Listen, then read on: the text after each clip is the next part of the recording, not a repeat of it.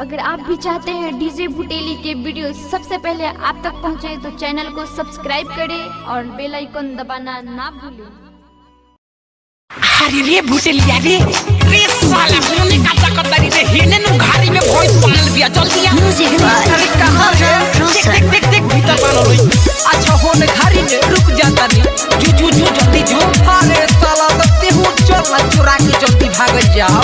ना रे दादा होम ना जा तोरा जाए के बाद जो बाप रे बॉडी मरिया सब देख लिया सब तो क्या साले मत हो हम जाता नहीं कैला सुसियारी तो घुस गइल घारी लागल भैंस के पगा हाउ खुले परपारी नहीं कैला सुसियारी तो घुस गइल घारी लागल भैंस के पगा हाउ खुले परपारी तले जोर से आवाज आइल बा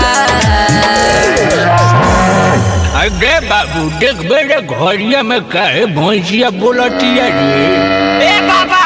लाठी लेके दौड़ाओ ओई देखो घारी में साला चोर घुसल बा ए भैया छोड़ दो लगन हो मत मारो लगन मरते चोरावे ना घुसरनिया गोबर उठावत रहनिया भैंसे चोरावे में भुटेलिया पिटा गइल बा सुनो हो काका तहर बेटा वा धरा गइल बा अरे भैंसे चोरावे में भुटेलिया पिटा गइल बा अरे ये चाचा मत मारो हमके और साला कोनो लग रहा है ओकरो के पकड़ के मारो लगन ना तुमके छोड़ दो लगन आधा के हकदार वो बा अकेले मारो तारो लगन अब ना गलती उ करी दोबारा चोरी कैला के सजा मिल गइल बाड़ा हमरा तो बुझाता छोटन भाई से पड़वा ये चोरइले रहे अब ना गलती उ करी दोबारा चोरी कैला के सजा मिल गइल बाड़ा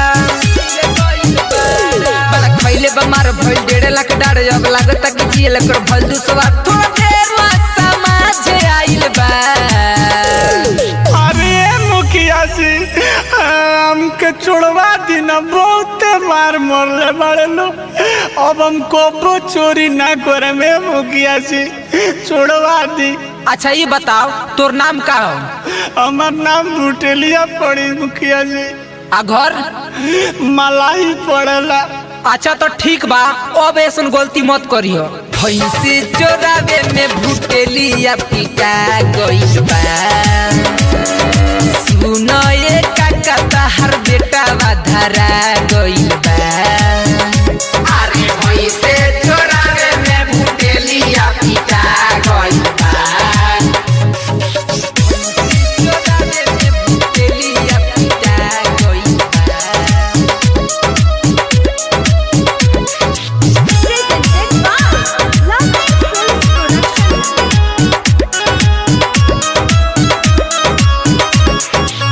खोली के चचराऊ जैसे समाइल बा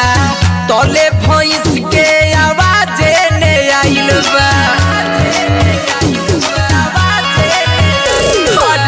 खोली के चचराऊ जैसे समाइल बा तोले भैंस के आवाज ने आइल बा लोग गइल सब जगह हम गइनी भागना तो हम धराई साथ जैतनी आज थोड़ा देर में पुलिस आइल बा क्या रे साला इतना हट्टा कट्टा होकर तू चोरी करता है मारो साले को। अरे ये दरोगा जी हमके छोड़ा दी ना ये दरोगा जी रहुओ नहीं तो मारते बानी ले ली ना 100 रुपया उन्हें कोनवा में चल के छोड़ दी साला बड़ी मानो तरह से ने गौवा दरोगा जी निकाल दी हमके निकाल दी ना हाथ जोड़ता भैंसे चोरावे में भुटेलिया पिटा गइल बा सुनो ये काका तहर बेटा वा धरा गइल बा